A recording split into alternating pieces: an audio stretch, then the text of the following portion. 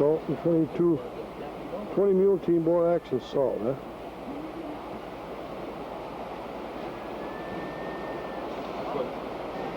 Salmon fishing camp, huh? In the Plutina River.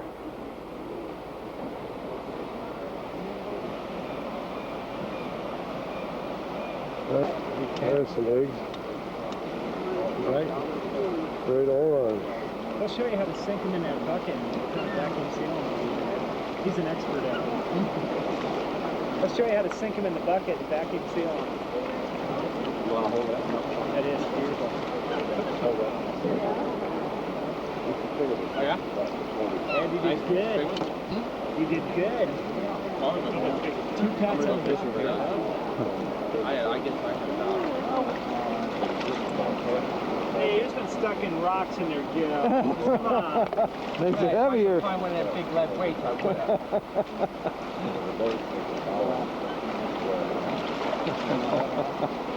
Did you check? John, gonna cook that up right away? Really good on the do it. Never better than fresh corn. Well, you do it with aluminum foil, and not much work. Guy's a surgeon, huh?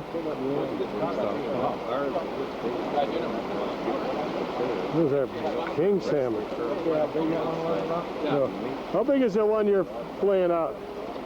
36. 36 pounds? Yep. The one over there is 39. Oh, that's even bigger, yeah.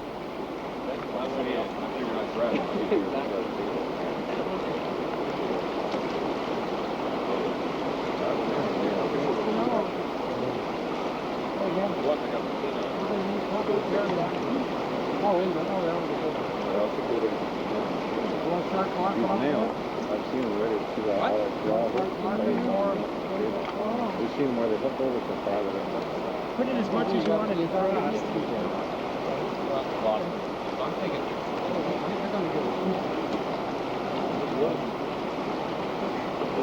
You can always pull out 2 bags. It's hard to pull out half a bag. I said you can always pull out 2 bags, but it's hard to pull out half a bag. So.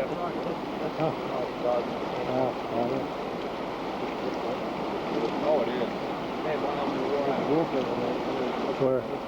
How come that's not as red as the other one? A little closer to spawning.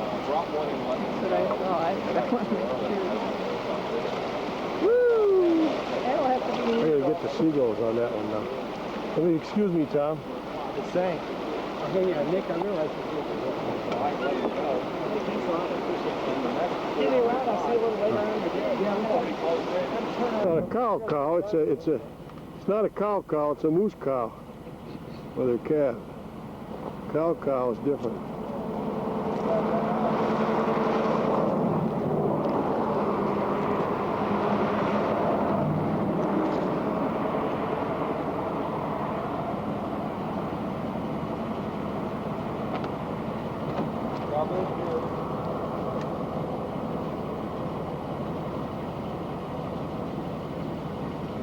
Been a little spooked. She's watching that calf pretty close. No, you won't do that. You don't want to leave that I mean, with the calf with her. for food, yeah. She's still sitting there. Yeah.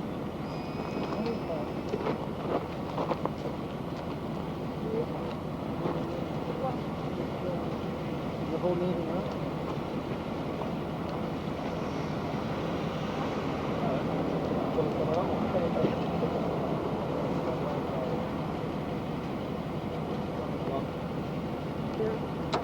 Got a big sore or something on her side there.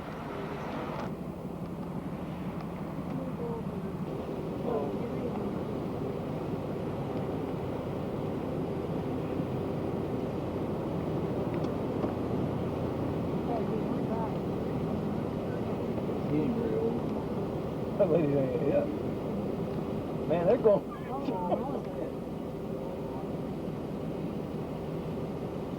Look at them. I don't know, I thought you looked. I did. Summit Lake, I forget. I took a look on that road mile marker.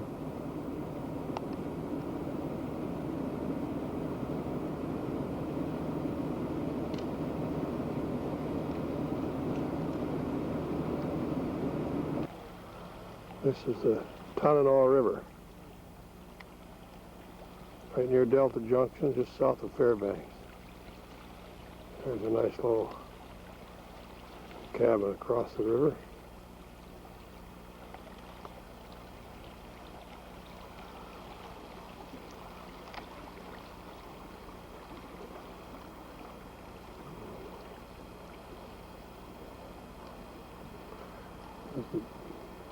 It's a place called Rika's Roadhouse, the restaurant and the gift shop.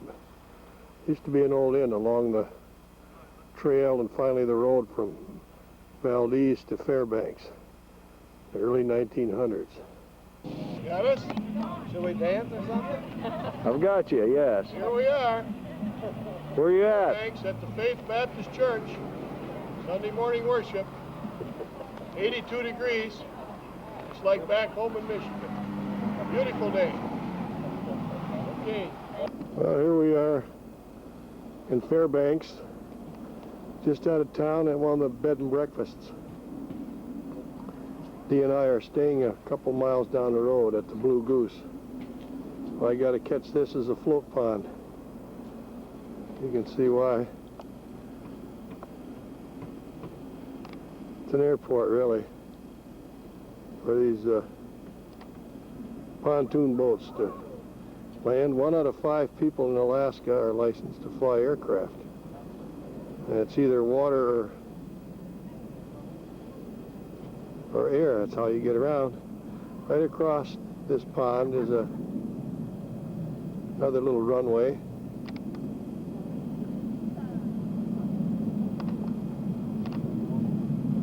For airplanes without pontoons. Just a conventional landing gear.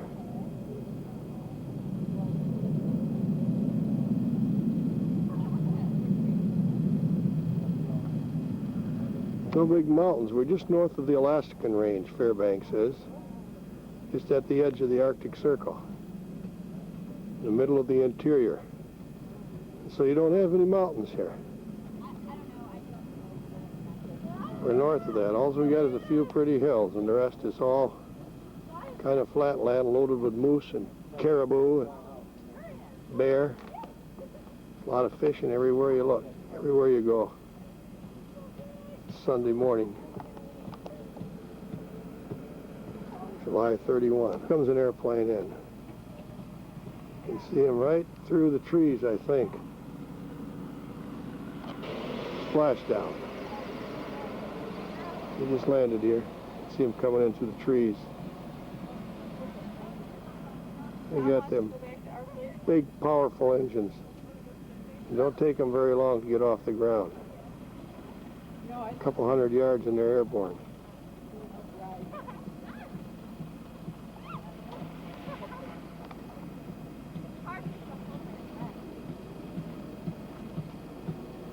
Yukon riverboat pilot, still active in the country, retired after 55 years of piloting boats on the river, and his partner of 47 years of married life and 45 years in the business, your hostess Mary Binkley, also over there.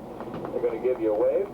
Captain did a little gold mining, we understand, this morning out at El Dorado Creek. See, he always wanted to do that after hauling the miners, so now he gets the mornings off, gets to go out. How were the prospects, Cap? Uh-oh, 2 thumbs up. All right. This is a little boat they built in their backyard in the mid-50s. She started service in 1955. That's Discovery 1, another cruise stern-wheeler, and her capacity was 150 boats. Only draws 24 inches of water. And they up through a pipeline over that ridge where the mining took place.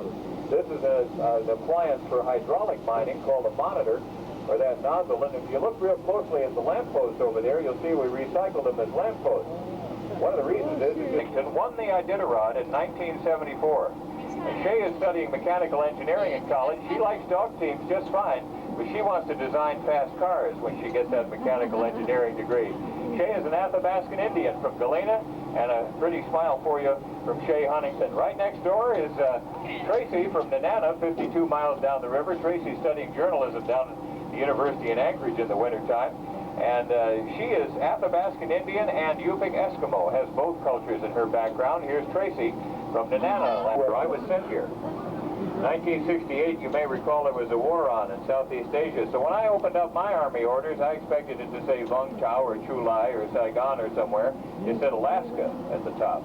Being a city kid from Washington, D.C., I'd never given this place a second thought. Molly and I came here out how to Which get one, the white one? Yes. and swat mosquitoes on that lawn. So that's where Reagan stayed when he was here. Yes. In that White The House. president, with his typical sense of humor, when he got back home to Washington, he gathered his aides around. He says, keep an eye on this Murkowski guy from Alaska. Hand-peeled him with a draw knife and actually carried him in here on a truck and then carefully custom fit the log above to the log below. Then walked away from it for a year, so they made sure there wasn't any frozen ground under there.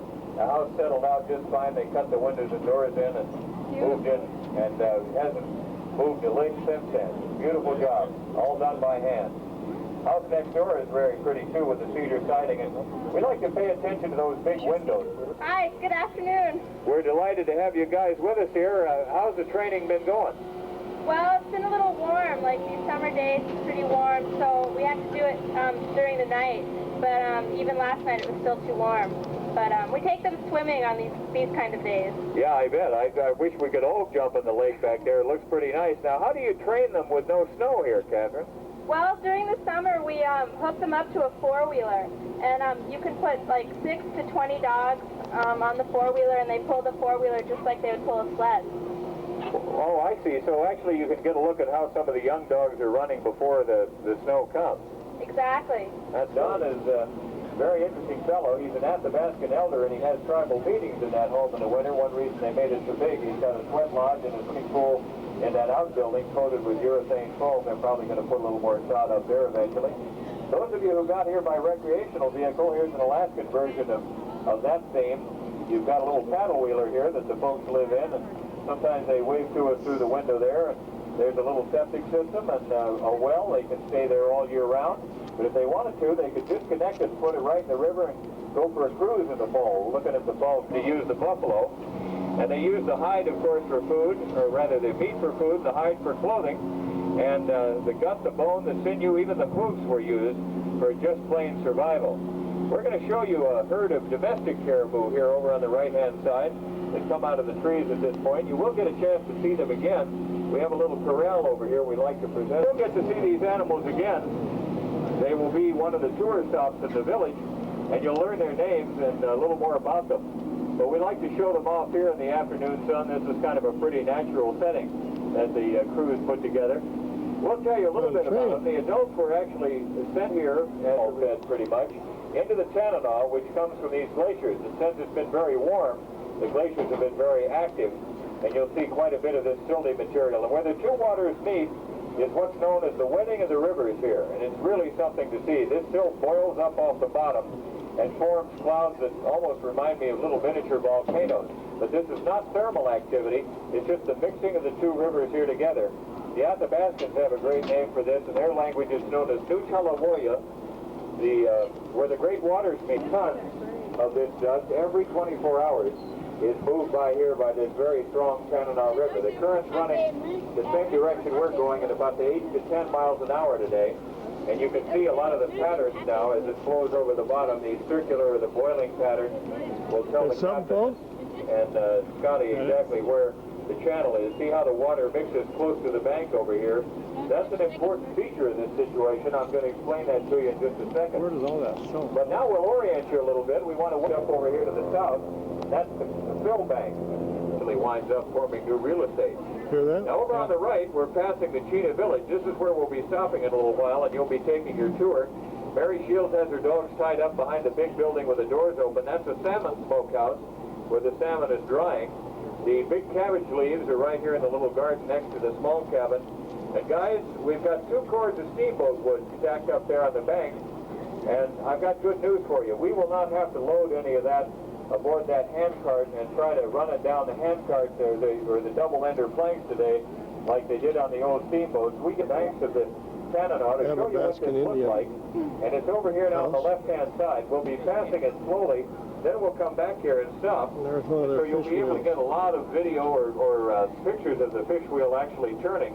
And our good friend Dixie Alexander from Fort Yukon is over there on shore. When we get a little closer, Dixie's going to give us a wave. On the other way, and we'll lift the fish right up out of the water and then deposit them eventually in the catching box, and we can look at that more closely as we get up there. Smokehouse, So we'll say hello to Dixie Alexander. She'll give us a wave here. She's sitting in front of the wall tent working on some of her sewing. She is a remarkably talented beadwork artist and skin sewer. You're going to see some of the ceremonial clothing that she's made out of moose hide. She tanned herself in the traditional manner. I think you'll be very pleased to have that opportunity and meet Dixie personally as your tour progresses over at the direction we're going. As it swings around, the salmon would wiggle its way down into the trough, then down into the box. Now you'll notice our box has no front on it. The fish wheel further downstream is fully enclosed. Our wheel is allowed to turn every day, and that way because the fish can escape. But if you have an enclosed box, you have to only turn them at certain hours on certain days so that the migrating salmon can swim by them and enough can get up into the freshwater streams to continue the as they're coming in, so they can determine the limits every year. Now, across the way from Fish Camp, we have a modern homestead. We're going to tell you. Where are your family from then originally? Like your great-grandparents, grandparents? From the west, on an island called Nunavak Island, and Well, this village is called Tanunuk. is that on the Aleutian chain? No, it's farther Okay. north. It's further north towards Nome or Well, folks, towards we're the... going to continue the A little coffee bit. It's pretty service, much west from and here. coffee and donuts Okay. will be available in the galleys. That's where they now, were also originally. back here in the smokehouse until Thousands of years before that, we they're run from out. For Siberia. those of you on the Now west, you you're might not have gotten you're a yours, but student I do want to Yes, use I the am. video at University of before we Alaska? get up to No, our I'll be a wheel sophomore at to show you what one of these contraptions actually looks like. California. Oh yeah, you I mentioned need a it. break from the winters So you'll here. be What are able you to studying? visualize it a little better. I'm So we're going studying to watch the elementary TV screen. Oh, that's for great. And you're just going to a come second back here We'll roll then? the tape we recorded a couple of Okay, years that's ago great. Yeah. of one of these wheels actually with a fish Thank in it. you. Thanks a lot. You can Sure. see snow melted to make boiling water, softened up again, and fed to the dogs. And one of these trapline dogs, about the size of the ones you'll see with Mary Shue. Now, Dixie's going to use that big filleting knife right forward of the tail. She'll make an incision in there and begin to separate the fillet from the backbone and viscera, which also have a use here at Fish Camp. The head will come off, and that could be split and dried and carried on the trapline as well. A lot of nutrients there. But as the inner portion of the fish is exposed, what would happen with that middle section is it would go in one of the plastic buckets to the side of the table and be boiled up right away as kind of a salmon chowder for the sled dogs. They would eat that in the summer and then live off the fillets and the rest of it in the winter. There's a little different technique to preparing the salmon for human consumption. There are some similarities and some differences, and the guys will explain that to you. You want to ask them about that when you get to the village. Now you'll notice Dixie's going to make some horizontal cuts down each side of that fillet. That's called scoring. She goes right to the skin but doesn't cut through it. Now she's going to go the other way, and then she'll hold it up, and that'll be your after picture of one well-dressed chum salmon here on the banks of the Tanana River. Right down to the skin, kind of at an angle. And when she holds it up, you'll notice how the meat sort of falls away from the sides. That's so the smoke can get up in there, percolate up around the section, dry it out quicker. Thanks, Dixie. That was a great job. Appreciate it. That's hot work down there today. We appreciate Dixie coming poke salmon just a little while. See what you think about it. But Dixie's going to get that going right now. She's going to come back and clean up here at the table. She'll jump in her boat and head on up to the village. She'll be there when we'll have the emergency brake around the engine rail. Here's you to our friend Mary Shields. Yes, very well. The village is just a nice crazy out of the river, a little hot for Round. We have a very nice cruising up the river. It's my pleasure to share the opportunity with you. Cool. Get the real soft command and off they go.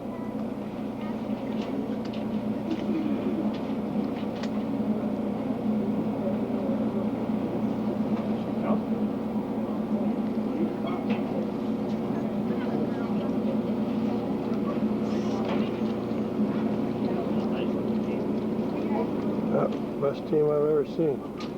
It's the only team I've ever seen.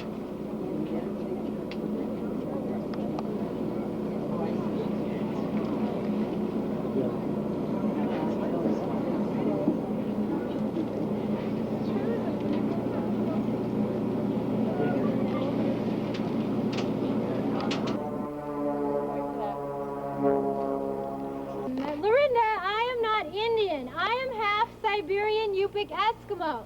The other half is a mixture of Hawaiian, Japanese, Chinese, and Irish. My mother comes from St. Lawrence Island, which is located in the Bering Sea between Alaska and Russia.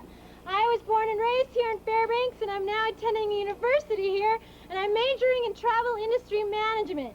So when I graduate, I hope to continue working in the tourism industry here in Alaska. Now I'm going to turn it back over to Lorinda. The adults are too and live in shelters such as you see around you. The first one I'm going to talk about, which is right here next to me, is called a portable spruce bowl staked into the ground also, and they'd weave the spruce bark in and out of there. And in the winter time, for added insulation, what they would do is build an identical structure all the way around that hut, about 6 inches away. And with that gap that they had there, they'd fill it all up with moss. Now, can you all see that black resin on the outer part of it? Now that is a mixture of spruce pitch, animal fat, moose, or caribou. Now Dixie is a famous beadwork artist here in Alaska.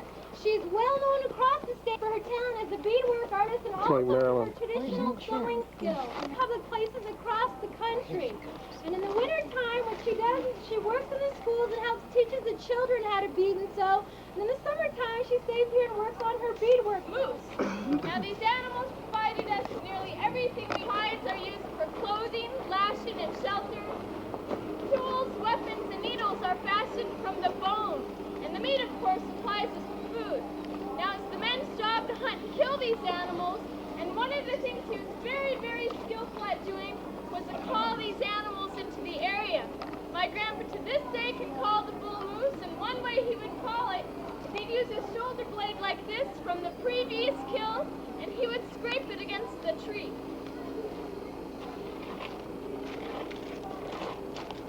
Now what this sounds like is a bull moose's antlers scraping against the tree. And if there was a bull moose in that area, think, hey, there's a moose in my territory, and he'd go look for where the sound was coming from. Now the other way my grandfather calls a bull moose, which is very difficult, is he would imitate the bull moose's mating call. Now the bull moose makes very low, deep, grunting, guttural sound. And he'd use a birch bark megaphone like this. Let's hear Would it. you like me to demonstrate? Yeah. Please. Okay, you gotta really want me to.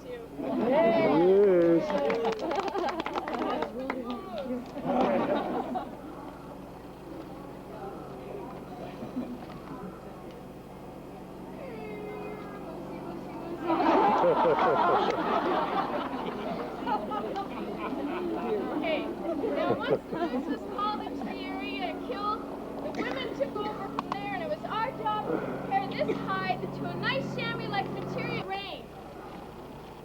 We take the brain from the moose or caribou, we'd put it inside the intestinal sac and hang it in the tree to ferment for a few weeks in the sun. You always make sure to place this downwind from village. It's not traditional. We just had Dixie put it in for our convenience so we can get in and out of it quickly on hot summer days because it is made for 60 below. Now the lining would usually be fur facing the body, and it's all one piece. The main body of this is the squirrel skin. It's also trimmed with otter fur, and it's also decorated with wolverine tassels to show that her husband was a good trapper and that he did catch a wolverine. Now, if you'd like to get your cameras ready, she's not going to have it on for very long. This makes a great elaborate photo. Now, this is called the sunshine rub. The inner part of it is made out of wolverine because the natural oils in the wolverine hair prevented frost from forming around her face. The outer part here is the timber wool. Now, the design she's showing you on the back was handed down from mother to daughter for many generations. So if she were to go to another Eskimo village, the rest of the people there would recognize which area she was from and also her family name. Done? Anybody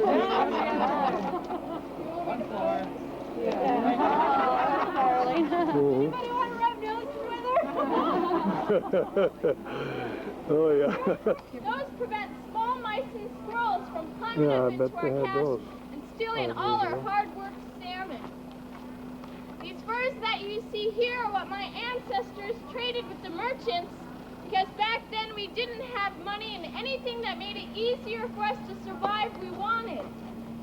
Now this one is called the red fox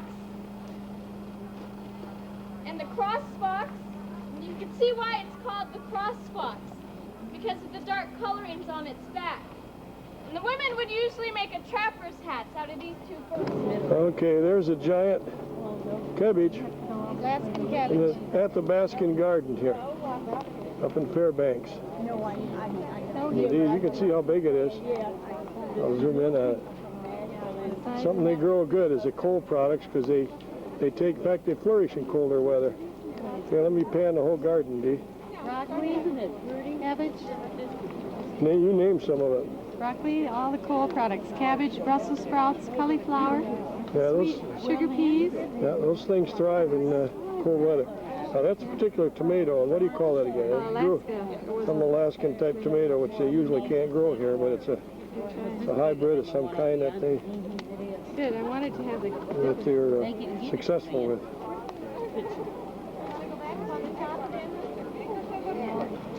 There's the boat. We've been traveling on the river. Skip.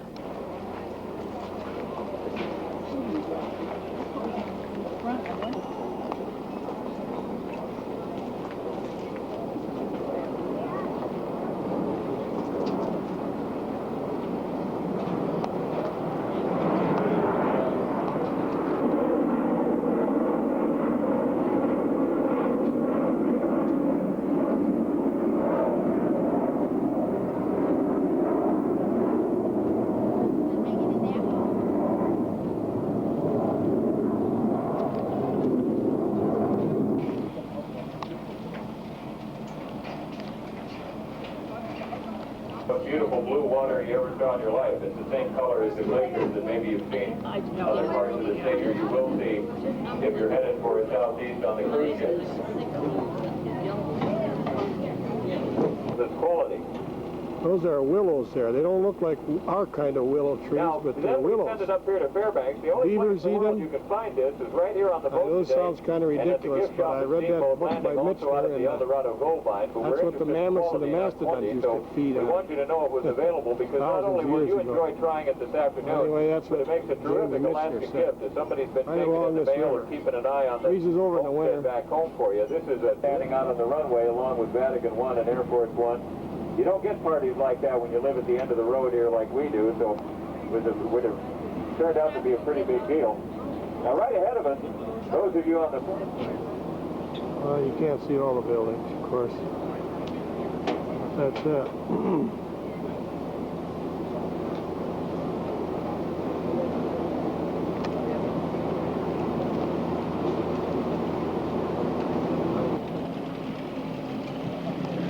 The games of the World Eskimo Indian Olympics and those you will see tonight are a celebration of our distant past and our present as we keep the spirit of our ancestors alive. Into the race of the messenger, an event based on the Athabasca tradition of runners going up and down the rivers, notifying villages of the beginning of the ceremony. The winner of the race of the messenger carries the torch to one of our elders, who lights the sea loyal lamp, marking the beginning of the games. The sea loyal lamp was the primary source of heating light since our people first came to this land thousands of years ago. The sea loyal lamp connects us with traditions of our past, the chosen respect for who's been handed down to us by our elders. Our people believe that in Inuwa, which means spirit and deep Eskimo, resides to all things on this earth. The Inuwa of the sea loyal lamp symbolizes the unity of our people and the many athletes, drummers, and dancers from the villages and tribes of Alaska and other celebrations, hot matches, and in competition. Dancing is always one of the most popular events.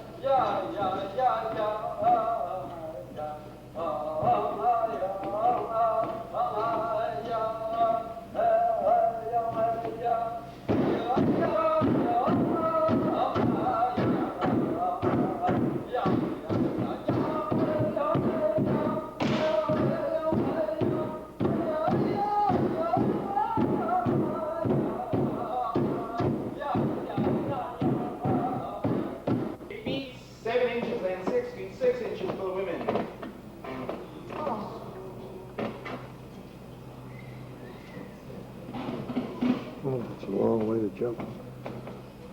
Feet held together.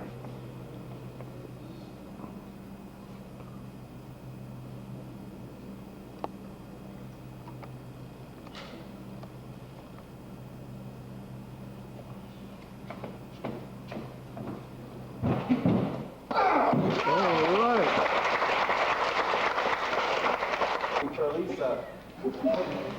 Look at that.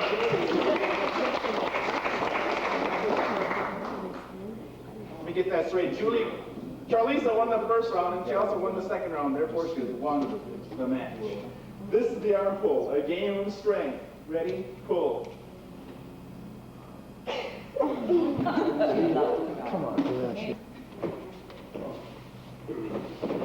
Have you ever tried this before? No. Oh, have you? No. You can go back here with Julie Lee. Deanna, right? This is Deanna, everybody.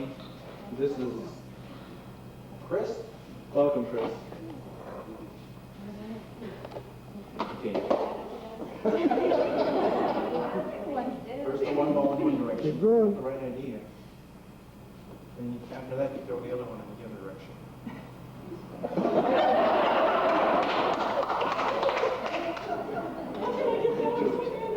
Just keep going up and down. Oh, up and down? Yeah. Oh, automatically goes the other way? I thought I had to start going this way then. No. Oh, that way. You've ever played this game? No. It's pretty good for I'm Dutch.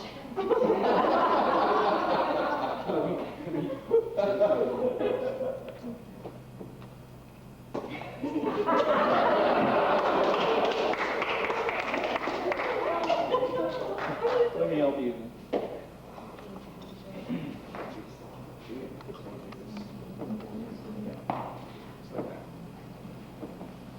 First one ball in one direction, then after that, throw the other one in the other direction. Dead for a second. Just like this thing, you know, you go.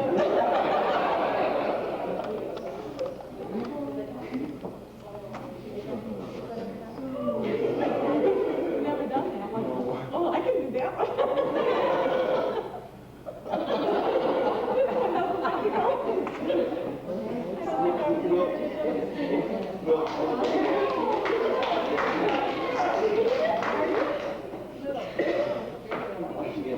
Okay, I have to concentrate. Doesn't keep going. This one's the one.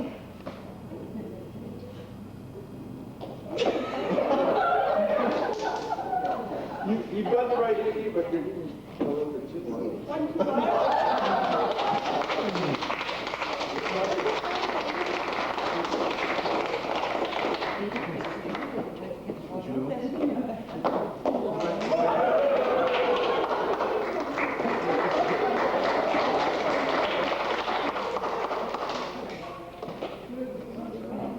This would be Deanna's third and final attempt.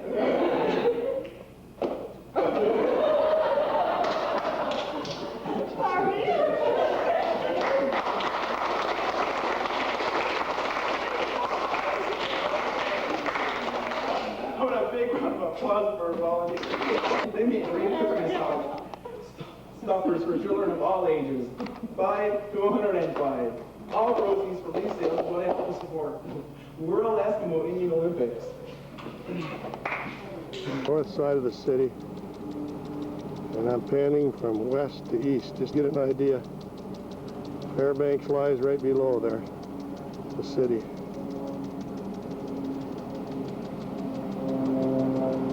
Just give you an idea.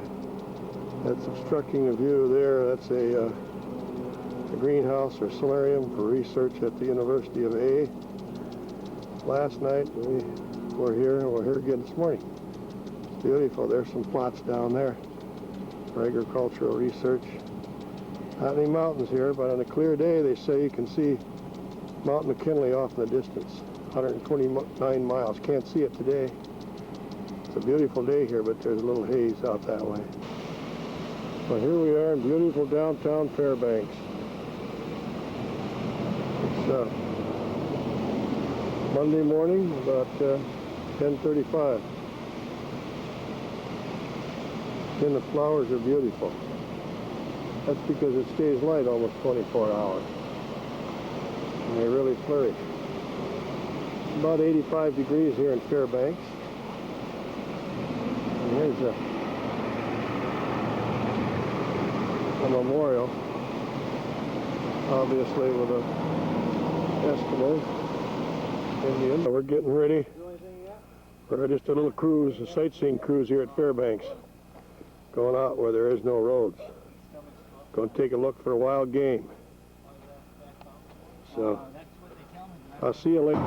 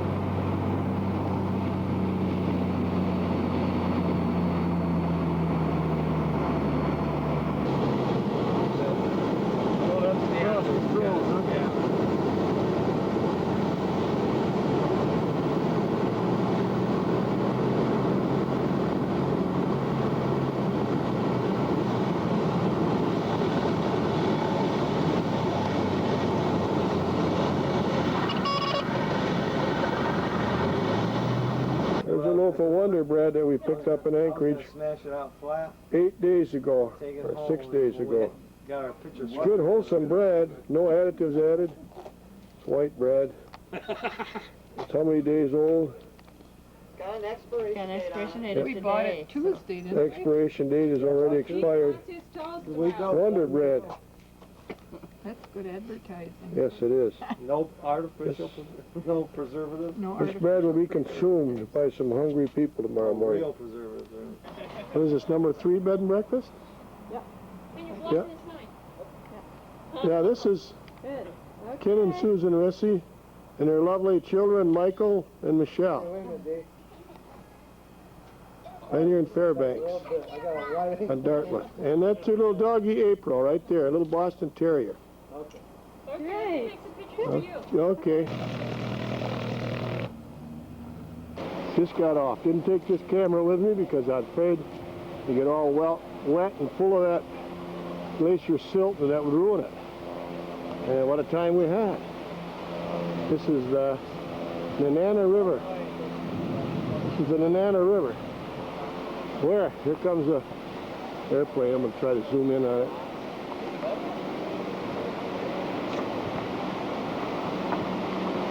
I've been flying over. Denali, maybe?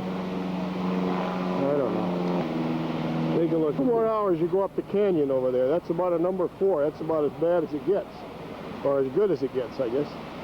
But this isn't bad here, but just a little ways upstream, we had some real white water. Yeah, it was fun. There's part of our gang over there. We had a good group of people. We had a girl named Val. She's a real sweetheart. She did a fine job. For a little girl, she sure can handle that raft through those rapids. Really enjoyed it. There's the rafts, our embarkation point where we stopped. Down there, those rafts are going further upstream. Some of them are coming out of the water. Back, taking a couple more here. See, I spotted something on this river as we were ready to get into the van here. But it's so magnificently beautiful here that I can't describe it again. I'm in the mountain area. I'm zooming in on somebody's little cabin right now. See it? See it down there? Right on the bend of that river. got to be a beautiful sight.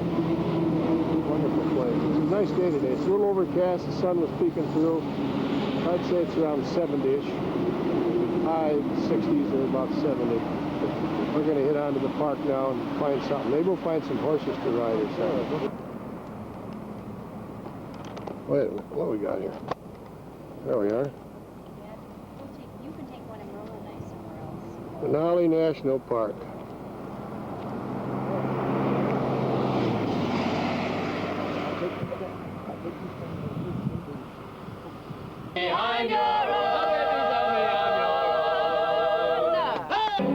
This is cabin night. Cabin night at Denali. Music, dancing, frolicking, fun. There's our sweet group. Okay, gang, took this way.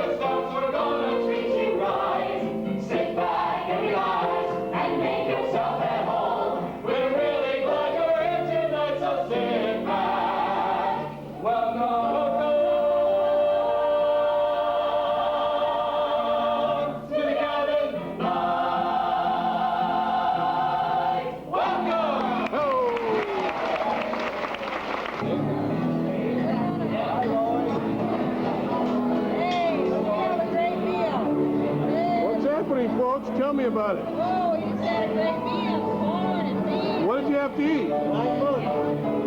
9 months? My gosh.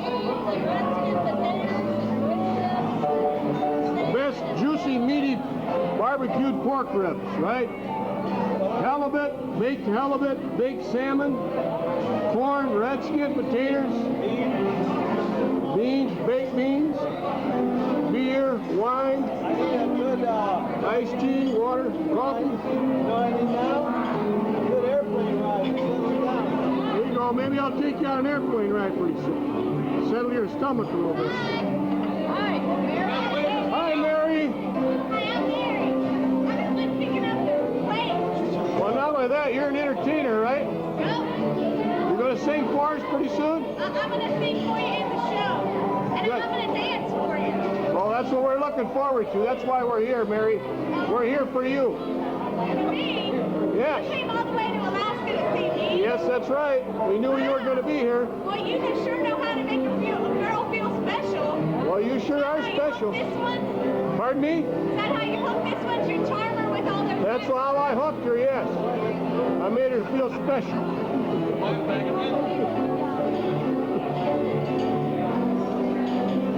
Hi, Larry. Hi there. We had a lot to eat. Oh, we sure did. We had a great day on the river ranch. How you doing, Pete? Wonderful, never better. Good. Doris? How about you, Paul? Where's that, where's Norman there? I don't see Norman. Did he go home? There he is. Hi, Norm. Hi, Vivian. Lillian. Bill.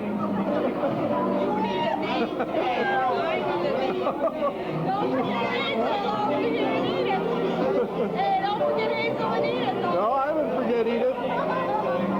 Hi, Edith. How you doing? Good.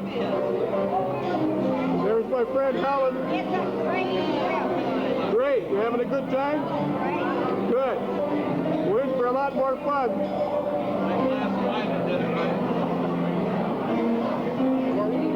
Okay. Number one grandpa. I'm having a wonderful time. See this? It's number one grandpa. That's all due to Zach. I got a number one grandson. I'm hoping for 2 more grandchildren. I don't care if they're sons or daughters. And bring them Can't all wait to till Alaska, right? You're gonna bring They're them all coming to Alaska. It's just a beautiful place. We're having a wonderful time. Wonderful people. Good. Won't be long, dear. Right, See how wait. your tummy looks. You look about 9 months, too. No. I'm slim and trim and lean and mean. You're waiting for the I'm ready to blueberry climb Mount McKinley. Yeah. And we'll wait. We'll watch the show. They're going to have a real good show here tonight. That's your, Hey, there's my fishing buddy. Yeah. Woo! How big was that Hey, that big. Come back here, Captain. You know what this is here? What? This is a fuel tank for a love machine. Yeah. All right. Say to me, Mary. Just once more for the record.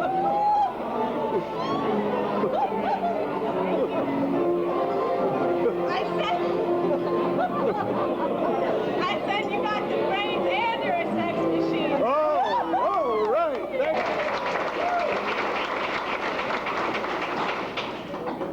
Now, the Jays. The Jays have been married 42 years. And the Happies also 42 years.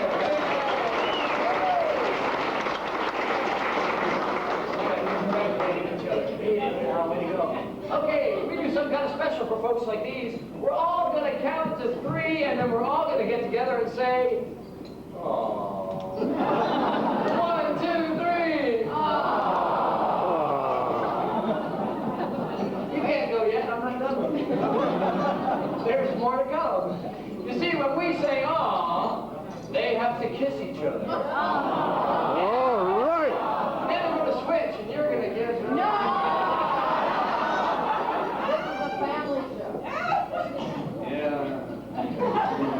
My wife never likes to be having any fun during daylight hours. Around here, that'll be almost September.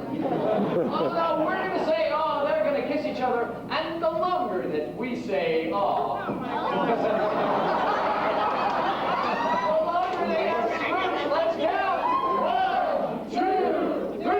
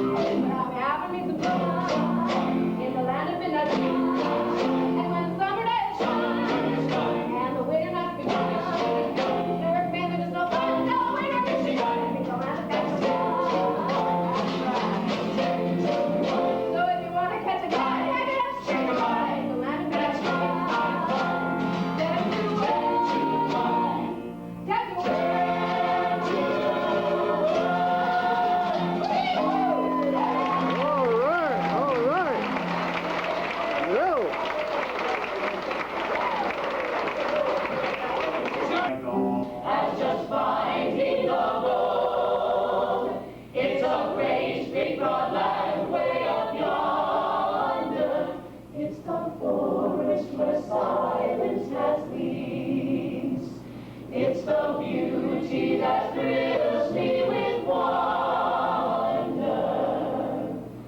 It's the stillness that fills me with peace. It's the beauty that thrills me with wonder. It's the stillness that fills me with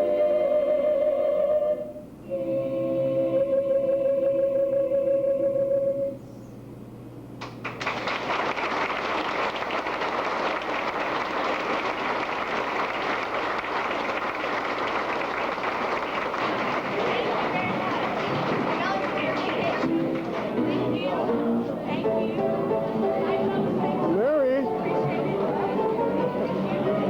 Who's that Mary? Right here, Mary. Thank you. Beautiful. Bye, number one, Grandpa. You guys are so much fun. Thank you. Thank you. Beautiful show. There's a moose. Well, after the dinner show, we decided to take a ride out here into the park. Tomorrow we're coming for our 8-hour wildlife tour. We're just going up 20 miles. There's Mrs. Moose right there. That's a bull. He's got little horns. His antlers are starting. See him? Hey.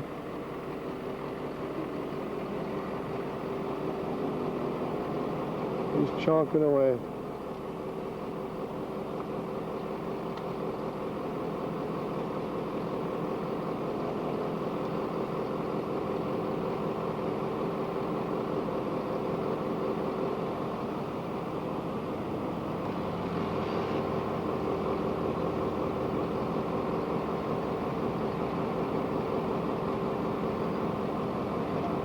Our way, so No bother using your no. Not gonna fill up. Well, yeah, I can zero in on them good. That's a willow ptarmigan. Starts with a P. T-A-R-M-E-I-G-I-N. Or something. State bird? That's the state of Alaska bird, yeah. Willow the ptarmigan. They turn white in winter. In the winter they turn white. I'm walking closer to them. You got a rope cutter? Oh, wait. Let me get a picture. Okay. There's a lot of ferocious bear in this area.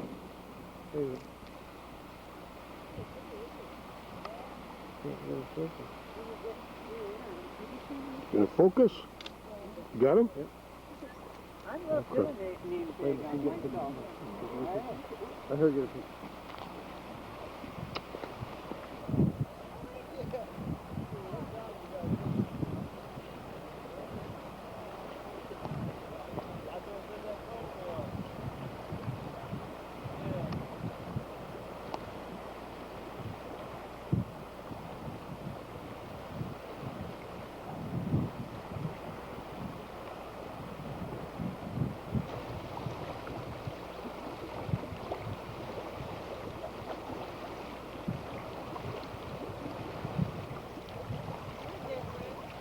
There's the flowers that we're referring to.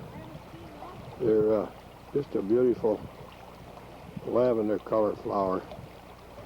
We got to work on Alaskan wildflowers, but we can't identify that.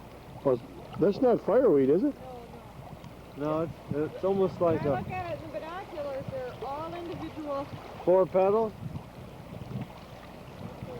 four. Some of those have five. Oh, they're beautiful. Looks like 4 petals. What time is it? 8:45, huh? 4 distinct petals, but not with a white center. It's got a very deep pink center Uh-huh. in it. So I have to look that up. And here's some purple. Look at this purple down here. Okay. You at it? Yeah, I think I'm on it. Looks like a wild delphinium. I don't know. That's what it looks like. Yeah. Gorgeous. See? Oh, It's got the same leaf as a delphinium does, but those get real tall by ours. Pretty. A lot of these flowers here. I haven't identified these either, but They're right along this little mountain stream here.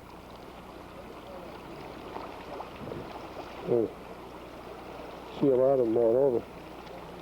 Almost look like strawberry blossoms, but they're not. I really don't know what they are.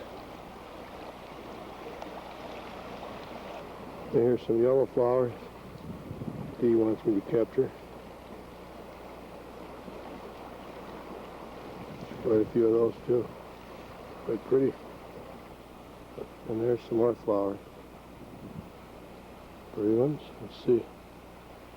It's like India or fireweed. There's some little animals' entrance.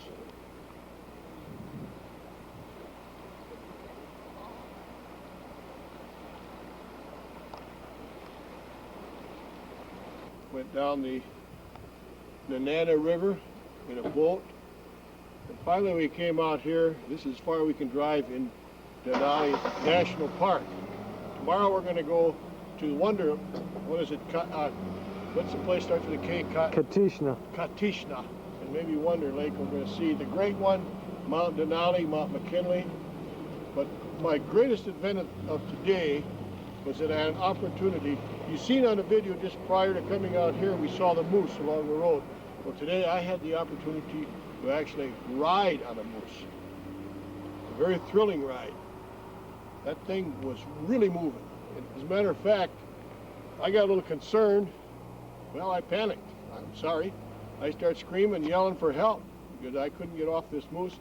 Finally, the manager of Walmart came and he unplugged it. So I'm safe. Good job. Great day. Good job. Great day, yes. All right. Tomorrow I'm going to try to ride a moose again. All right, live Well, one. if I have enough quarters. Well, I'm going to shoot anyway because that's Mount Denali. A long way from here, Mount McKinley. We hope to get a better view tomorrow, but just in case, you can barely see it. The clouds are moving in. Native Indians called the Great One, Denali. I've ever threw quite a few shots where you landed. Oh, yeah. What is that flower? Yarrow. Y-A-R-R-O-W. Yarrow. Comes in pink. Yarrow. It's an Indian white. name. It is? Comes White in pink petals. and white. It grows wild here, and we have it in our backyard, too. Be brave. No. We'll make lots of noise up here. Up there, thank you. When I see a moose coming, I'll yell, okay? Not worried about the moose. She's worried about the bear. They're so low, I don't know if you can see them over all this other stuff. Well, let's see one of those soap berries that she said. But I zoom up on it. Okay. Well, these guys, we just show them. But Oh. the reindeer farm in Palmer, he sells the antlers and he birches them and takes and sells the sausage and stuff. Oh, yeah, so you make reindeer sausage and... Yeah, you can have reindeer sausage and the antlers. Uh-huh. Pretty cute.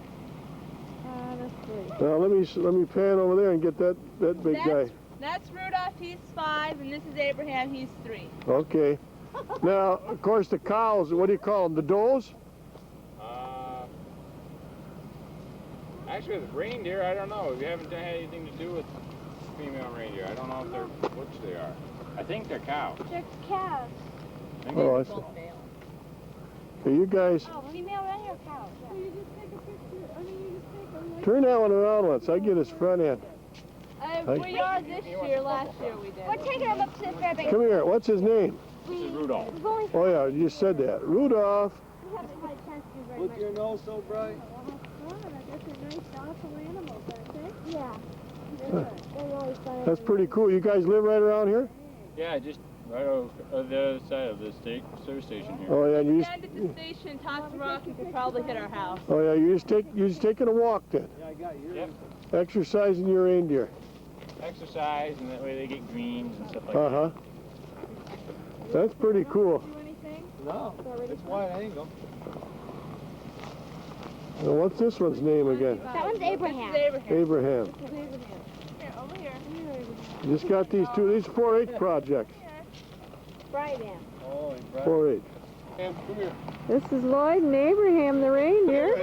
They're having fun together.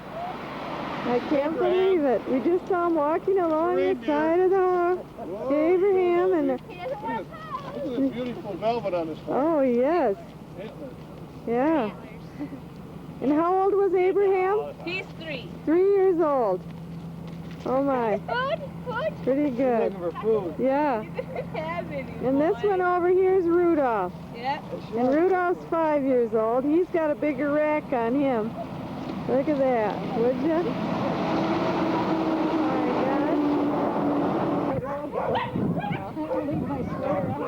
Look at all the dogs. Famous dogs, aren't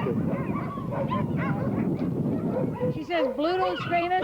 they? Which one is Bluto? I think it's one of these white ones. She said maybe the third one in. I'm going to have Dave point them out to me pretty soon. Helen, wait a minute. Here we are at the Sawatsky residence, just outside of Denali Park with Helen and Jerry. Jerry lives in Anchorage, and Helen lives in Michigan. She's a professor at the University of Michigan, political science professor. And Jerry's a psychiatrist. It's all right. Yeah. They're wonderful people. We're enjoying their company here at the... One, she needs one. She what? And if she isn't one, she needs one. Okay. I guess we all do at times.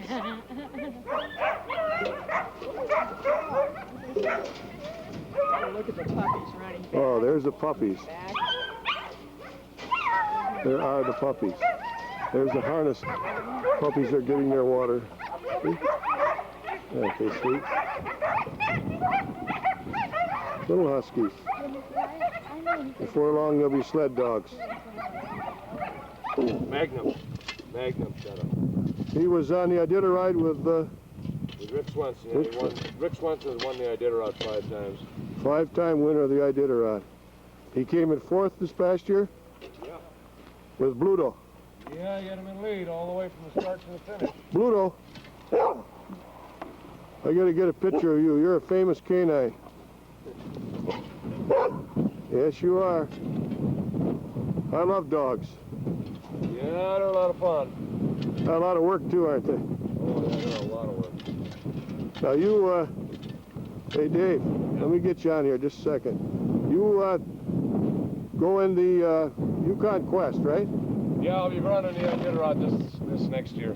You're gonna do the Iditarod. Right. We're gonna be looking for you from Grand Rapids. That's for sure. I hope so. I hope I'm in her at the end of the race. I think I will be, but... Yeah. What a challenge. I mean, that's really something. Yeah, it's quite a challenge, but how far? It's rewarding. Yeah. How far is that? 900 miles? The Iditarod is 1,049 miles. 1,049 miles. Unbelievable. Yeah. First 3 rows here is the rows that I'll be training for the Iditarod this year, and the last 3 rows over there is just nothing but yearlings, or only dogs that are 12 months, 14 months old. So those first 3 rows of guys is the ones that'll be going on the Iditarod. Great. Well, you got a lot of dogs. How many dogs do you have altogether? 55. 55 dogs. Man. Yep.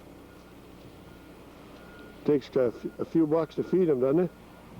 Oh, in the summertime it's pretty economical. Yeah. You know, you could buy real cheaply in the summertime with them because, you know, if you don't exercise them a whole lot, you can't feed them a whole lot because they'll gain weight. Yeah. So, well, what do you feed them in the summer? Oh, summertime we feed a lot of rice and salmon and commercial dog food. Yeah. In the winter, when you're running, what do you feed them? High protein stuff? Commercial dog food and lamb and beef. Yeah. And chicken and liver. And there's a variety of things you feed in the wintertime. That's on the trail then? Right. Yeah. And in the yard here, they get fed the same thing. Yeah. Okay. Thanks, Dave. You bet. You got a nice place here. Well, I hope you enjoy it. Oh, we enjoy it. It's a beautiful home and really comfortable. Had a good breakfast this morning, too. Well, that's good. These are the 3 rows of dogs. They'll be in the Iditarod next spring, actually. And Blue will be the lead dog. There's some caribou off. The kids are out there. How far are they? 500 yards? Probably, yeah, right around that. Yeah. Morning. There's Mount McKinley. You can't see it real good, but there it is. Well, how far are we away from it? Anyone know? 100 miles away? Yeah, I think we are. You can see the majestic snow-covered peaks of Denali. Better I don't see the sun on our little river, though. Same ones are always on. Taking pictures and looking, aren't we? Right.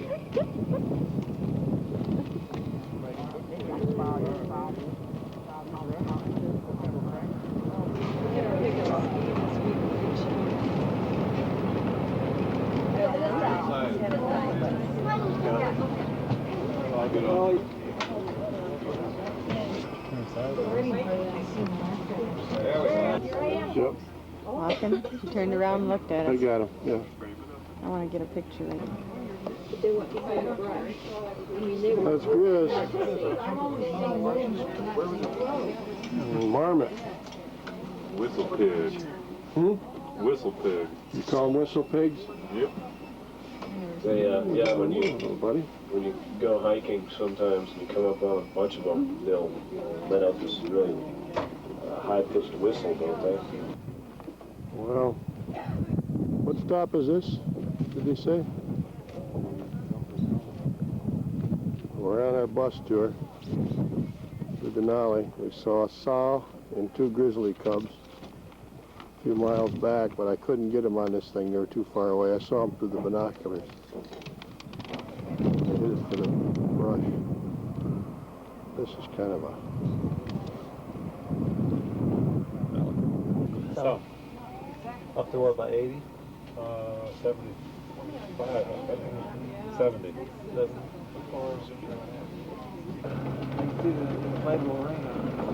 The what? Inflatable ring? Oh, look at that. Look at me, yeah. Yeah. That's a young one, huh? Yeah, really young. Look at that graceful. Yes. Kind of in transition, that's why their fur, some of the caribou, their fur looks all straggly.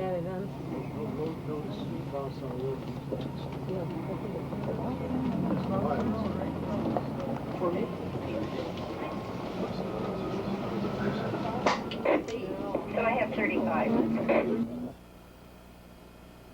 Denali. Shrouded again in clouds.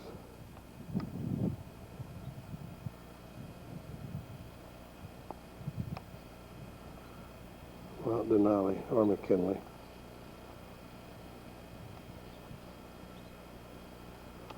The Indian word is Denali for great one.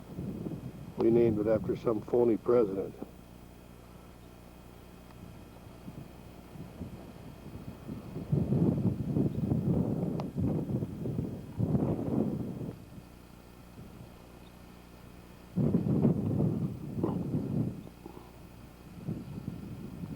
How come it says REC when I'm talking? Oh, it is too. So now what do you want me to do? Hello, Tom. Boy, is it beautiful out here, isn't it? Life or Riley? Oh, 68? Yeah. No, I'm surprised. We're only, what, about 3,900 feet above sea level? Yeah. Denali right over there is 20,320. Right? It's Yep. the highest peak in North Yep. America. Yep. Yeah. It has an 18,000 foot vertical rise. Right. Quite. Yes. Here we are, and I'm relaxing on the tundra grass here. There's another guy here relaxing. Oh yeah, Mr. Moose over there. He's having his noon hour meal. Man, is it nice out here. It's got to be in the high 70s. The nice mountain breeze. It is so nice. Beautiful mountain. Different colors.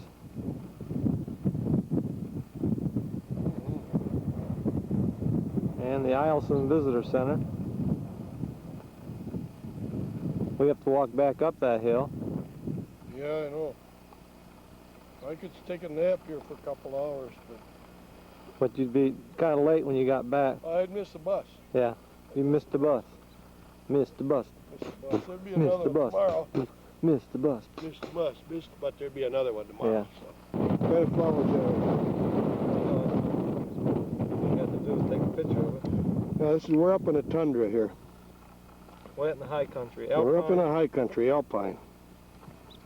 And the reason there isn't more vegetation up here isn't because we're so high, but actually they only get 25 inches of rain per annum. And it's dry up here. What's an annum? Annum, I think, is a year. I don't know. It's a period of time. Annum, per annum. Per diem, that's per day. Those are lichens. Those little green leaves are what you call lichens. Could you spell that for me, Tom? Lichens. Okay, you sure it's not Irish leprechaun? No, that's lichens. Yeah. And that's what those caribou eat in the wintertime, I guess. Whenever they can get their little jaws on some lichens. Ain't good, but you know what? It's blowing in the wind.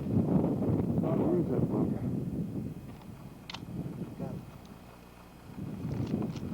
What do you get? The lichens? No, that flower or whatever it is. Oh yeah. He's still eating there, that sucker. He's still eating.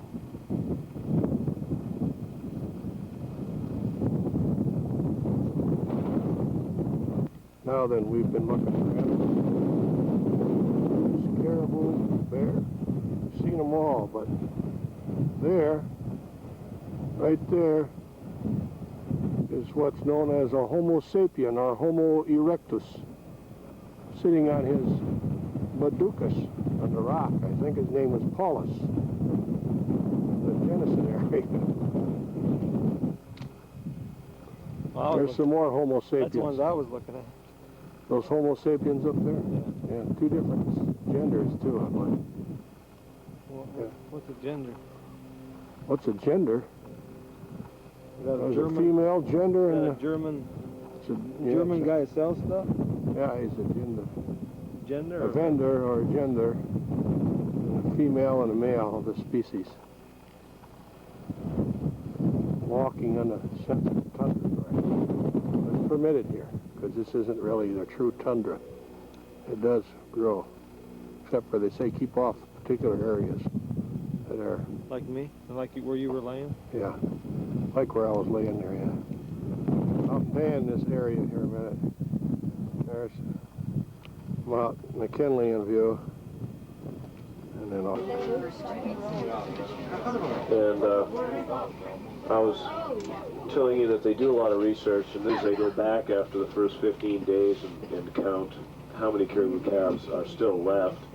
And out of the 70, 44 had been killed after the first 15 days. Go right in.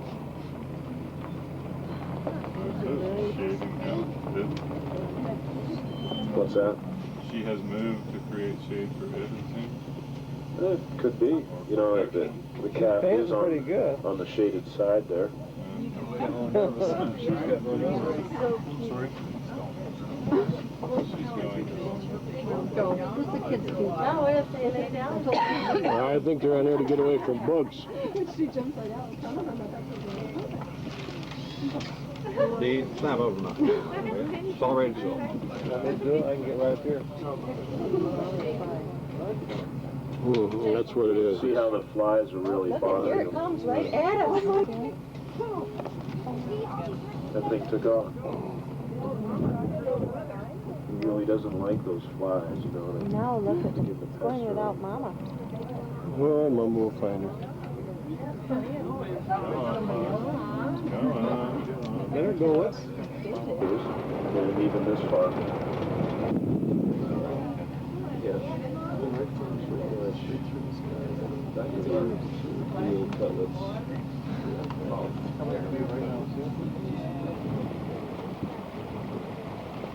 This treacherous looking road that we're on.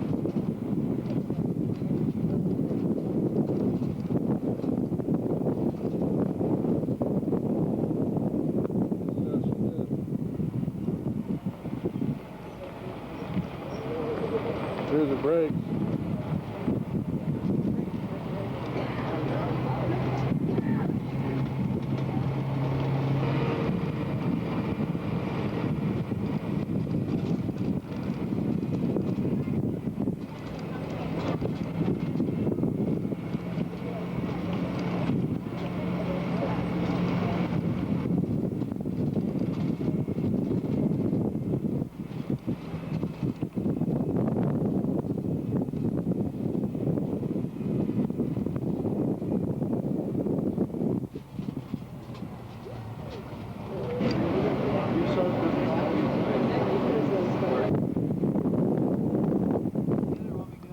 No, stay right in.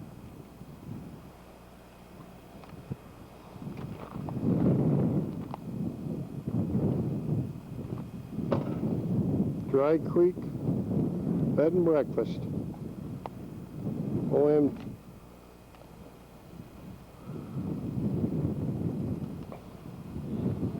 Well, this is our last B&B we're staying at. We stay at the same one we started out in Anchorage when we get back.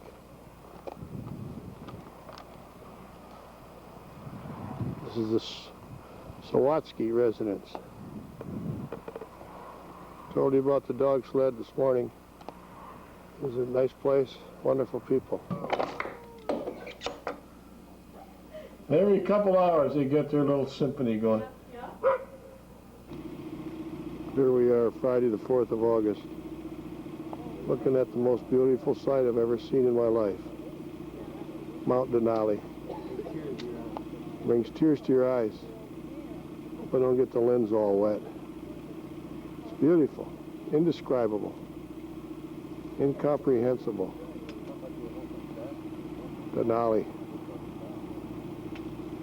It's visible only 20% of the time. And we're blessed with this.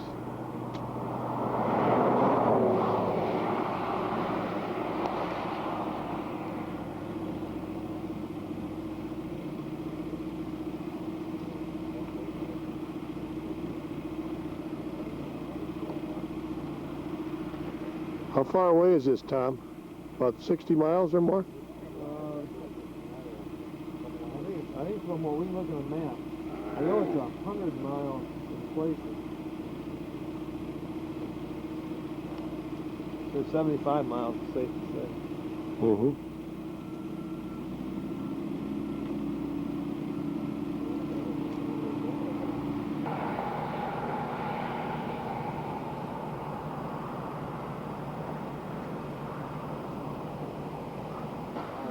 Now this is the best picture yet. Yeah.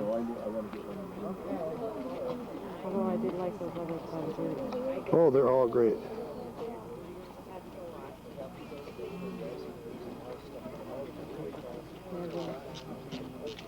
Look at that. Mount Denali. Mount McKinley.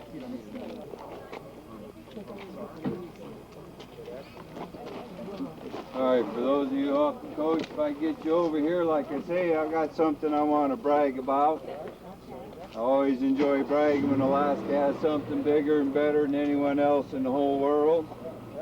Now, if you look out there just about the tree, the difference between a gorge and a canyon is a gorge is real. I see it more than that on the road. 2-hour flight.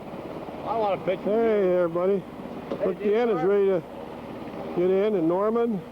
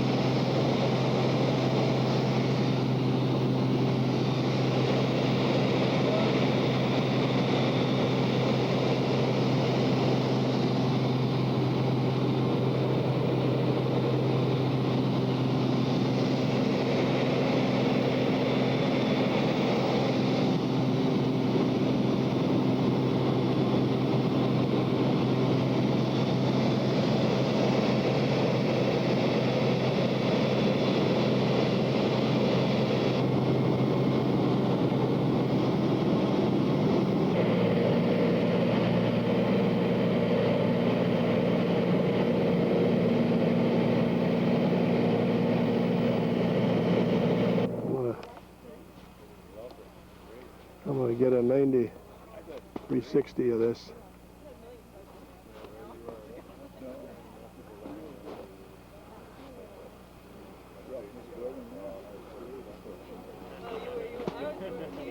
There's where we landed, uphill. They don't have no brakes on the skis.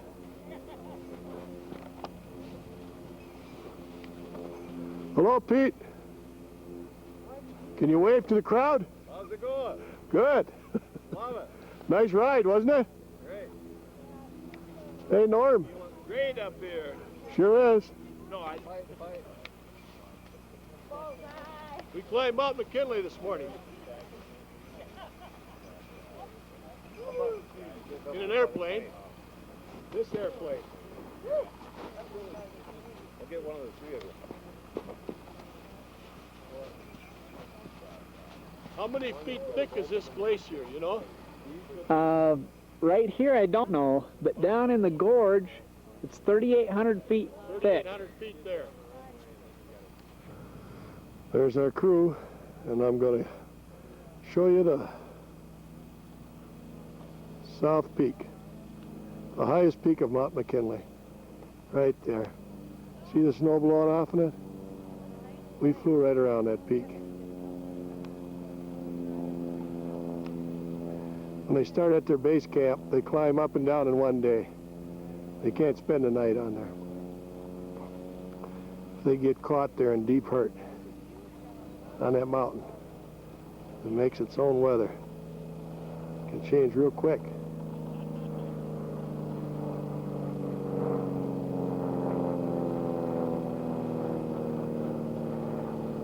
I'm going to get a picture of our craft and our pilot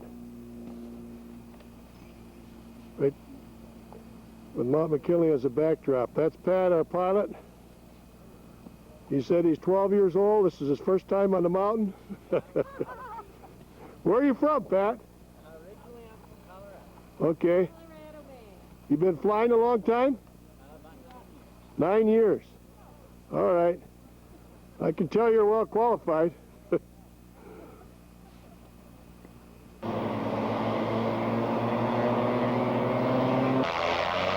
They're getting ready for takeoff.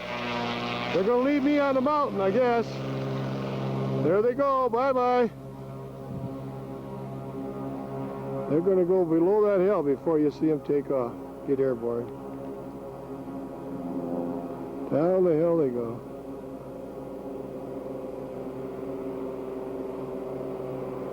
They're down the hill out of sight. There they are. Shoot.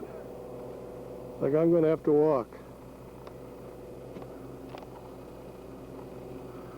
Oh no, there they are.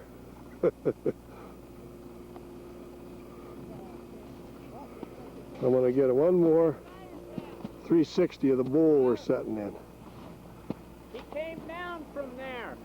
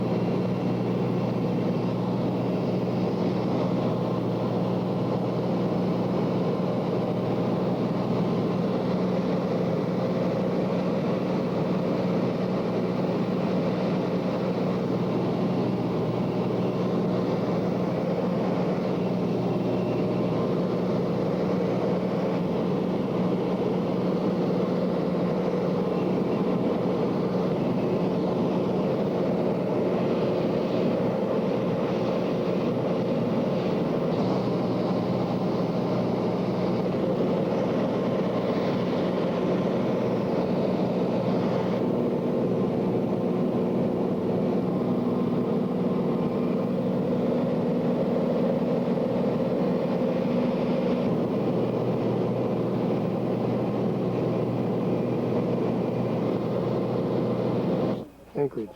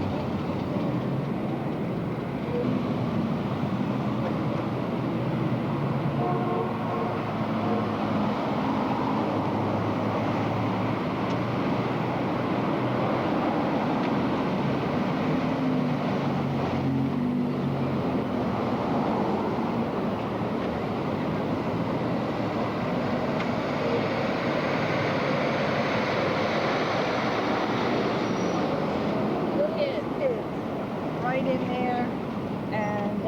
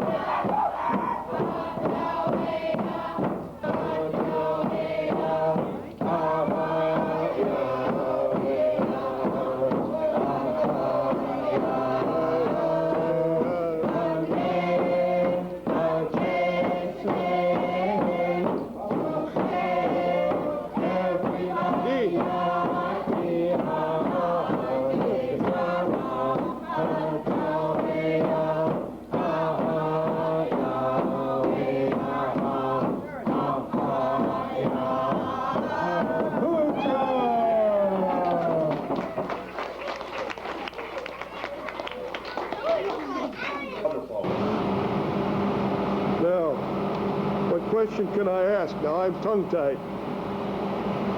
You're the chief. You're the chief of which clan? Huh? You're the chief. This is a raven there. Eagle here. He's a eagle, and he's a raven. He's an eagle, and he's a raven. Yeah. And you're the grandfather? I'm the grandfather. Of these two young men? Yes. I got 4 grandchildren in there.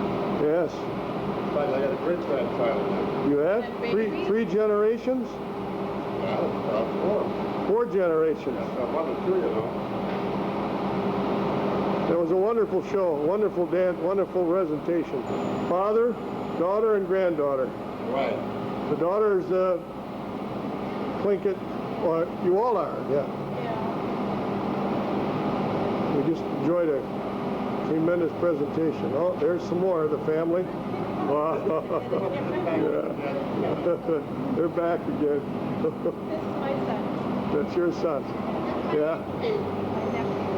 I want to show these to my children and my grandchildren. This is the Cook Inlet.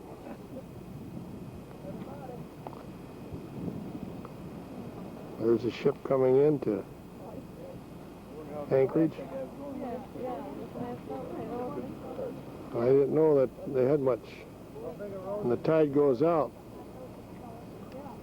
it must get rather shallow, but I'm tired. Ready to go home, see my Yeah. house, my garden, my babies. well, that's beautiful downtown Fairbanks. But it's worth $1,000, so who can resist? What time does the flight go out here? 7. Flight 846 from Minneapolis. We're going to fly from Anchorage to Seattle to Detroit to Grand Rapids. I got my sister-in-law here.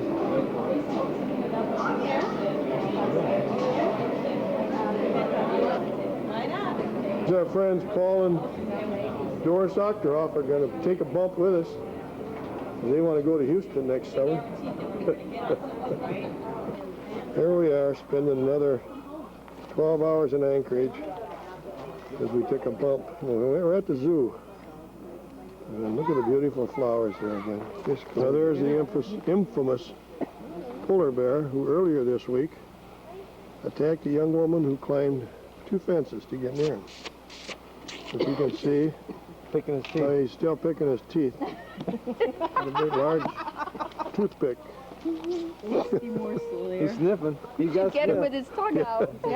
He's got your whiff on your scent. Yeah. I think he'd start gagging if he had that. Oh, there you go. Look at this.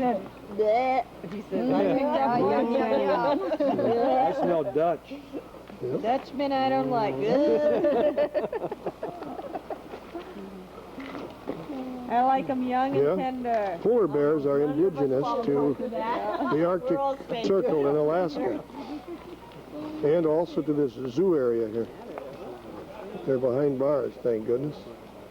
But you Here he didn't stop anywhere comes. between here and there?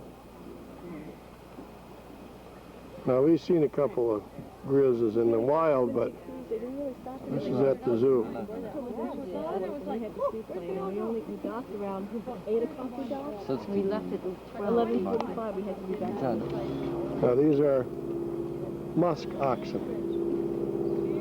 Very ancient animal. But there's a musk ox farm about 35 miles from here in Palmer, So they're being made. just east of Wasilla, where Tom Moe, the famous skier, lives. We're just looking at him here at the zoo, killing time for our flight. And my sweet wife bought a smoker thing made by Eskimo women with musk ox hair. It's quite expensive. It's all handcrafted by Eskimo women from the coastline in the Arctic and south of Nome and Kotzebue. But they can't guarantee you when they're going to have it ready. They send it to you simply because these women, when the fish run is on, the whole village goes fishing. Now here we have Doreen and Susan from Yonkers, New York. Hi. They took a bump and they're waiting for their flight out of here at what time? 8 o'clock. So they went in with us on this van. First class all the way. First class all the way, and they're spending the day with us. That's right. And we're learning an awful lot about Yonkers, We're funny. even more about the people who live there. When were you in Istanbul? Last Friday, Saturday, Sunday, Monday, Tuesday, Wednesday. And your cruise was canceled, so Yeah, except they forgot to notify us. now you're ended up in Alaska. That's right. Yep. 24 hours. Yep. Well, that's great. Turnaround. Alaska's glad to have you here. I'm sure they were. Yeah. We spend our money all over the place. Okay. Well, they both work at the university or college there in Yonkers, yeah. Bronx Community College. All right. Yeah. Well, we'll have a good day together. Oh, we sure are. Looking forward to it. Yeah, thanks. God darn, there's a Big Dipper. We're at Elmendorf Air Force Base. Killing time for our flight back to home. And there's an air show here today. So, and here's the crash unit. It's called the Big Dipper. I've never seen one like that. I've seen the ones at Kent County International. In fact, I've been brought to them to operation, but this is a big baby. Well, on to something. Reverse thrust for the big turboprops. That was a C5A. 30,000-pound aircraft will come to a complete stop at just under 2,000 feet. Do a little demonstration here at the air show in Anchorage, Elmendorf Air Force Base. Here we go. Okay, I'll get this C5A here, or this C-130.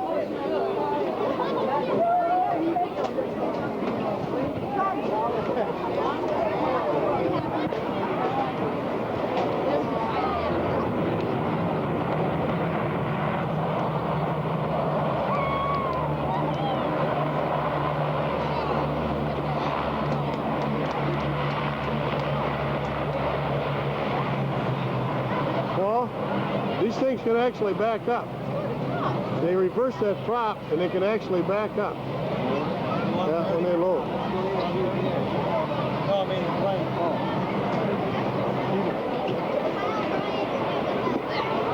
And backs the plane right up. Is that something? It's a versatile aircraft, isn't it?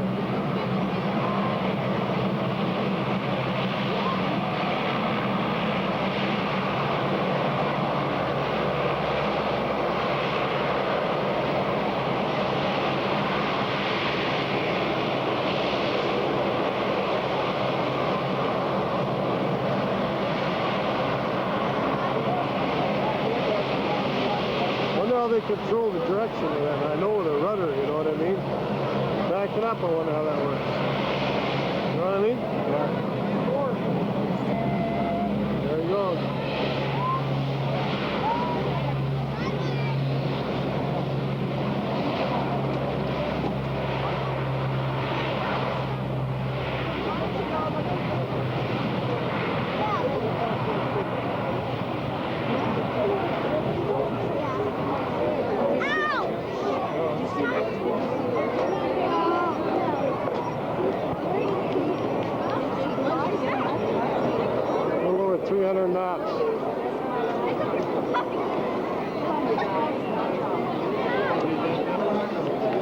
Chance, I thought perhaps my nephew Dan, Sergeant Dan Johnson was here, the flight engineer. So I found out from some colonel walking by the number of billeting. So they may be billeting here for 24 hours or whatever. So I called, but there's no such person here. At least I tried.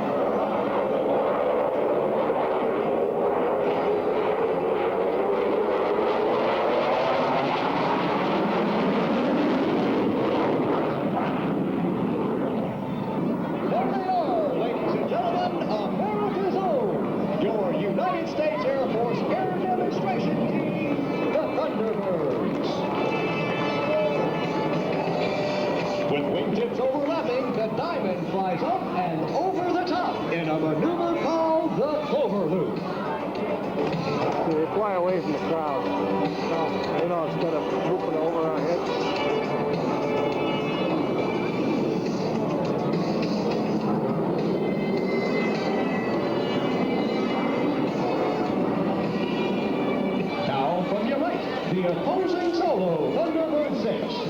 Upside down in a high speed is...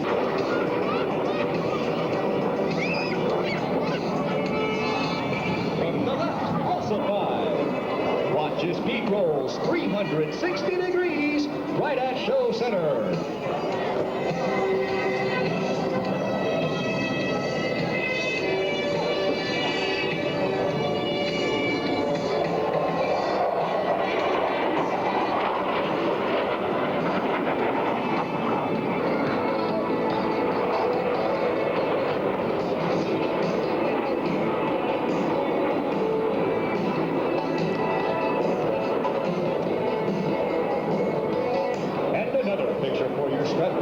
This one of the Thunderbird symbol painted on the underside of our O, and to your left comes Captain Buck Rogers. Pass.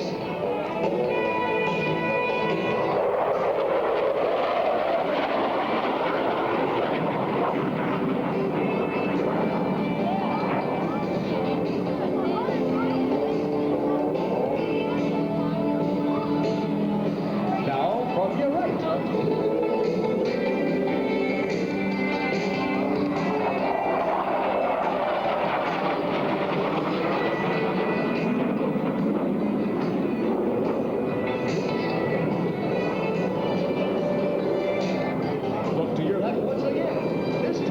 Diamond formation and the graceful diamond roll.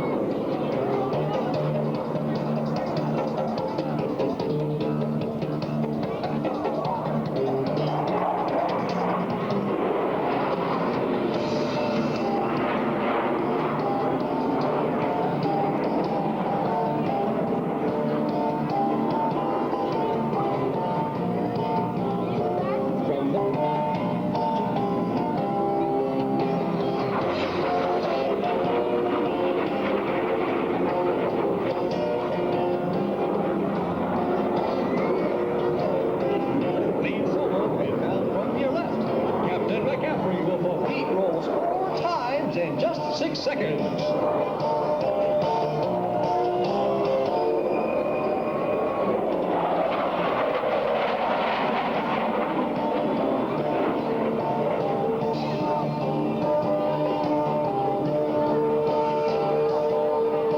Now from the right, it's the Arrowhead formation with our two wingmen, Major Darrell Robertson and Captain Matt Bird, dropping back to fly off of our slot.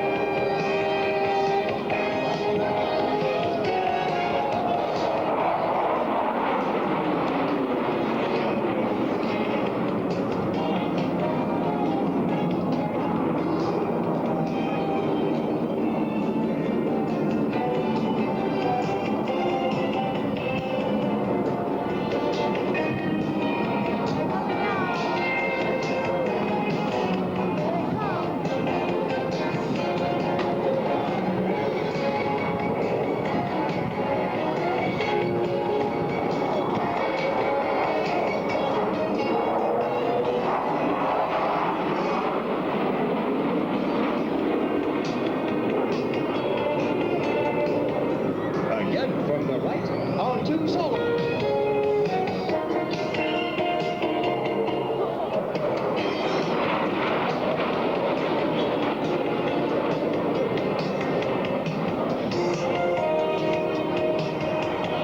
Our pilots perform simultaneous aileron rolls right at Show Center.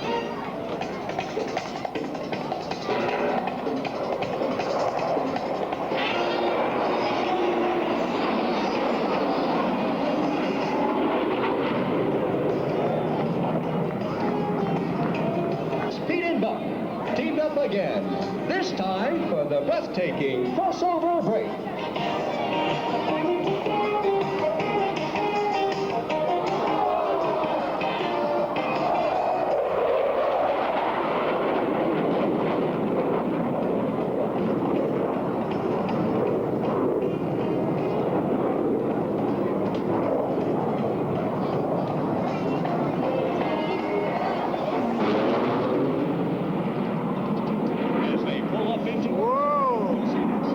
Surprise we were talking about. You don't expect it until they sneak up behind you.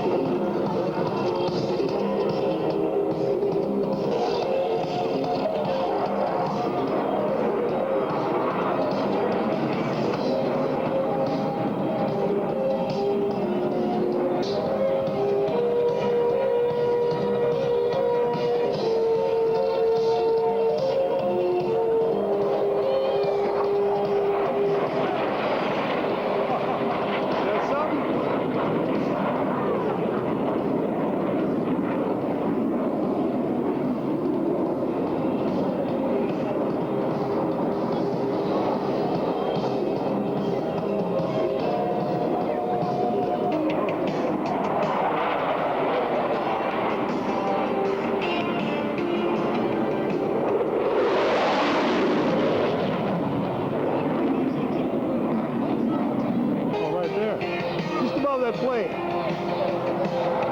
how slow he is. He slows his airspeed down to climb like minimum airspeed, and he puts the attitude of the nose up and slows the airplane down. See? Look at that. Now watch. He's going to take off vertically.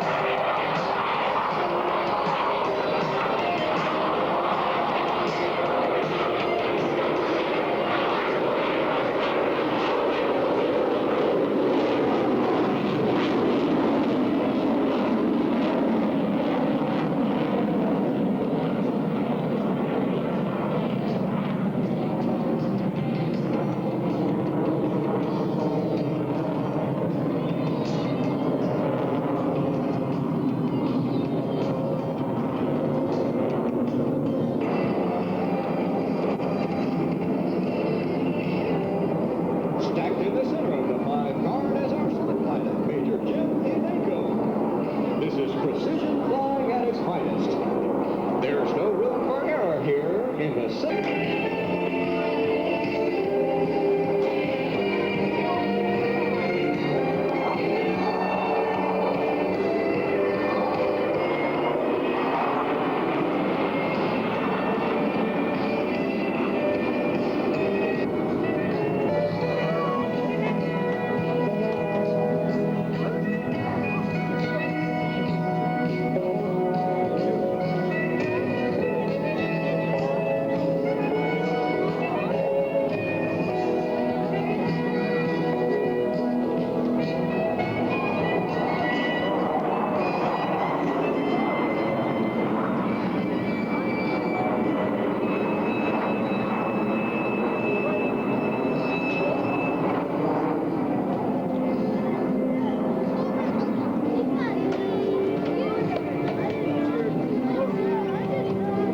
Colonel Anderson is now repositioning the... He's assisted by Senior Airman Sean Yoder, a structural maintenance technician, B-52. City, Georgia.